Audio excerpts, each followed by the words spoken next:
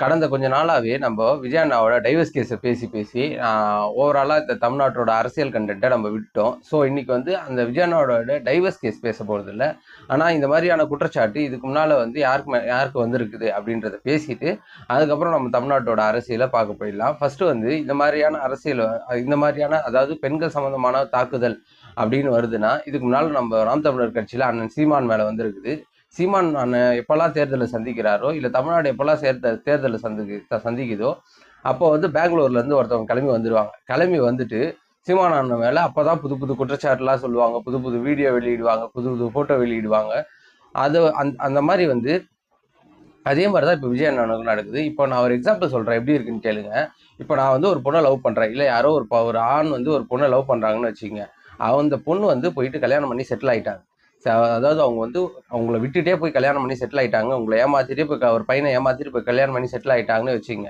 இப்போ அந்த கல்யாணம் ஆகி செட்டில் ஆன பொண்ணுக்கு குழந்தை குட்டி அப்படின்னு சொல்லிட்டு செட்டில் ஆயிட்டாங்க. அவங்கள போய் இப்போ அந்த ஆண் வந்து அவங்க கூட பழகின போட்டோவும் வீடியோவும் வச்சு நீ என்னை ஏமாத்திட்ட அப்படின்ட்டு பொதுவெளியில எப்படி குற்றச்சாட்டு சொன்னா இந்த சமூகம் எப்படி பார்க்கும்? அப்போ ஆணுக்குன்னா ஒரு ஒரு நியாயம், பெண்ணுக்குன்னா ஒரு நியாயம். அதாவது இந்த பெண் வந்து சொல்லலாம் அவர் என்னை ஏமாத்திட்டாருன்னு, ஒரு ஆண் சொல்ல முடியுமா இப்படி? அது எப்படி சொல்ல முடியாத இருக்கும்? அப்போ பெண் உரிமை சம உரிமை அப்படின்னா ரெண்டு பேருக்கும் ஒரே ஈக்குவல் தானே. அதே தான் சொல்றோம் நம்ம. அப்படியாப்பட்ட குற்றச்சாட்டை வச்சுதான் சீமான் அண்ணன் மேல இருக்கிற பாதி நல்ல பேரை குறைச்சாங்க.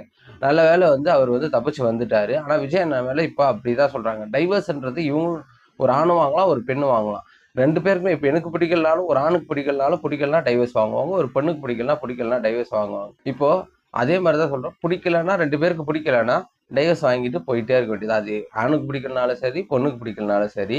பொதுவெளிக்கு வந்துட்டாவே அந்த பிரச்சனை வந்து அதாவது தனிப்பட்ட பிரச்சனை கிடையாது அப்படின்னு நிறைய பேர் சொல்றாங்க. அது எப்படி பொதுவெளிக்கு வந்துட்டா, அதாவது நியூஸ் தான் வந்திருக்குது. அவங்கள பத்தி உங்களை கான்ட்ரவர்சி பேச சொல்லி யாரும் உங்களுக்கு ரைட்ஸ் கொடுக்கல, புரியுதுங்களா? அவங்க நியூஸ் வெளியே வந்துட்டா அதை வந்து நீங்க எடுத்து விவாதிக்கணும்னு ஒன்றும் அவசியம் கிடையாது. இல்லை ஒருத்தவங்க மேல அவதூறு பரப்பணும்னு ஒன்றும் அவசியம் கிடையாது. அது அவங்களோட தனிப்பட்ட வாழ்க்கை.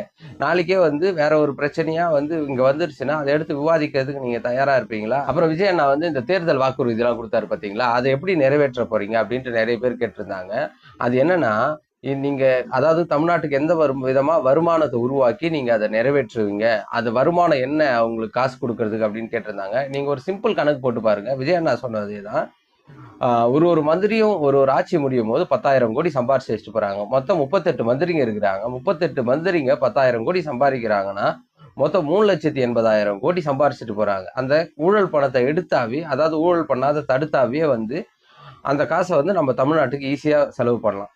இதுதான் வந்து வருமானத்தை ஈட்டி இது பண்றதுக்கும், அதாவது வருமானத்தை பெருக்கி நம்ம காசு கொடுக்கறதுக்கும், ஊழலை ஒழிச்சு காசு கொடுக்கறதுக்கும் உள்ள வித்தியாசம். அதுக்குன்னு தமிழ்நாட்டோட எந்தவித வருமானத்தையும் உயர்த்தாதோ இல்லை எந்த பிளானும் இல்லாதவங்க யாரும் இங்க ஆட்சிக்கு வரமாட்டாங்க. ஒரு தாட்டிக்கு ஆட்சிக்கு வரும்போதும் ஒரு புது திட்டங்கள் வரதா செய்யும். தொழிற்சாலைகள் கொண்டு வர்றது, அந்த மாதிரி எல்லா திட்டத்தையும் வச்சுட்டு தான் இருப்பாங்க. திட்டமே இல்லாத யாருமே இங்க ஆட்சிக்கு வரமாட்டாங்க. ஒரு முதலமைச்சர் கேண்டிடேட் நிக்கிறவங்களுக்கோ இல்லை ஒரு அமைச்சர் கேண்டிடேட், ஒரு எம்எல்ஏ கேண்டிடேட் நிக்கிறவங்க அவ்வளவு யோசிக்காத தற்கொலையாவா வந்து நிற்பாங்க? யாராவது ஒரு துறையே உருவாக்குவேன்னு சொல்றாரு. அவர் பெண்களுக்காக ஒரு துறையே உருவாக்குவேன்னு சொல்றாரு. ஒரு பாதுகாப்பு படையே உருவாக்குவேன்னு சொல்றாரு. அவருக்கு வந்து எப்படி வருமானம் உருவாக்குறது அப்படின்னு தெரியாத இருக்குமா சொல்லுங்க? எல்லாமே தெரிஞ்சுதான் தேர்தலுக்கு முன்னாலேயே உங்ககிட்ட சொல்லிடணும். எல்லாத்தையும் சொல்லிட்டா நீங்க அதுல இருந்து ஒரு 4 பிட்டு காப்பி அடிச்சு நாங்க வந்து எப்படி அதிமுகவை பார்த்து திமுக தேர்தல் அறிக்கை கொடுக்குது, திமுகவை பார்த்து அதிமுக தேர்தல் அறிக்கை கொடுக்குதோ, அதே மாதிரி வந்து நீங்க எங்க அண்ணன் கொடுக்கறத பார்த்து நீங்க காப்பி அடிச்சுக்கலான்னு பாக்குறீங்க. அதாவது புது புது அது உங்க அரசியல் கிணத்துல ஊறி போன மட்டையெல்லாம் இப்போ வந்து மக்கள்கிட்ட செல்வாக்கு எடுக்கலன்றதுக்காக புது ஐடியா யார்கிட்ட இருந்து கிடைக்கும்னு பார்த்துக்கிட்டே இருந்தீங்க. அந்த மாதிரி தான் புதுசாக ஒரு ரேம்ப் வாக் போட்டு ஒரு ஸ்டேஜ் போட்டு ஒரு ஐடியாவை பண்ணி ஒரு மீட்டிங் மாநாட்டை போட்டால் அந்த மாநாட்டை அப்படியே காப்பி அடிச்சு பண்ணுறீங்க. இந்த மாதிரி காப்பி அடிக்கலான்னு தேர்தல் அறிக்கை கொடுங்க, இல்லை என்ன வழின்னு சொல்லுங்க அப்படின்னு சொல்லிட்டு கேட்டுட்டு இருக்கீங்க. அதுதானே? அதுக்காக தானே அந்த கேள்வி எழுப்புற. ஐயா நேரு அவர்கள் மேல இடி வந்து எஃப்ஐஆர் ஃபைல் பண்ண சொல்லி ஹைகோர்ட் வரல சொல்லி இருக்குது. ஹைகோர்ட் உத்தரவிட்டு அவர் மேல எஃப்ஐஆர் பதிவு பண்ணாத இந்த அரசு வந்து அடிக்கடிக்கு மாநாடு வச்சுட்டு இந்த மாதிரி அவங்க வந்து ஒரே என்டர்டைன்மெண்டிங் ஷூட்டிங்கு இந்த மாதிரி இருந்தா இவங்க எப்படி வந்து அரசாங்கத்தை கவனிப்பாங்க? அரசாங்கத்தை கவனிச்சு இவங்க மக்களுக்கு நல்லது செய்வாங்க? இப்போதைக்கு அந்த 200 தொகுதி எப்படியாவது எடுத்துடலாம்னு சொல்லிட்டு பார்த்துட்டு இருக்காங்க. ஆனால் திமுகவுக்கு இதுவரையிலும் 100 தொகுதி வந்து சாதகமாக இருக்கிறதா சொல்கிறாங்க. அதுவும் திமுகவுக்கும் போட்டியில் 100 தொகுதி திமுக முன்னிலை இருக்குதுன்னு சொல்கிறாங்க. ஆனால் விஜய் அண்ணன் வந்து எந்த இதுலையும் கன்சிடர் பண்ணவே இல்லை. கிட்டத்தட்ட 30% வச்சிருக்கிற விஜய் அண்ணனை எப்படி கன்சிடர் பண்ணாத இவங்க வந்து தேர்தல் கணிப்பு எடுக்கிறாங்கன்னே தெரியல. இது இந்த மீடியாக்கள் பண்ணுற சதி தான். ஏன்னா விஜய் அண்ணன் சேர்த்துக்காம இவங்க பாட்டு அதிமுக போனதாட்டி இவ்வளோ ஓட்டு சதவீதம் எடுத்தது, திமுக இவ்வளோ சதவீதம் எடுத்தது, இது ரெண்டுத்தையும் கம்பேர் பண்ணி பார்க்கும்போது இவங்க தான் ஜெயிப்பாங்கன்னா இப்போ புதுசாக வந்திருக்கிற அண்ணங்கிட்ட வந்து 30% இருக்குது. அந்த 30% ஓட்டு வந்து எங்கே போகும்? அது யார் கணக்கெடுப்பாங்க? இதெல்லாம் கணக்கெடுக்காம நீங்கள் வந்து தேர்தல் கணிப்பு எடுத்து அவங்களுக்கு 200 150 அப்படின்னு சொல்லியிருக்கிறீங்க. அது எதுவுமே நடைபெறாது. கண்டிப்பாக அண்ணன் விஜய் அவர்கள் இந்த தாட்டி ஜெயிச்சு முதலமைச்சர் ஆகிறாரு. திமுக வீட்டுக்கு போகுது, அதிமுக எதிர்கட்சியில் உட்காருது, பிஜேபி அது என்ன கதைன்னு தெரில, அது தேர்தலுக்கு அப்புறம் பார்ப்போம்.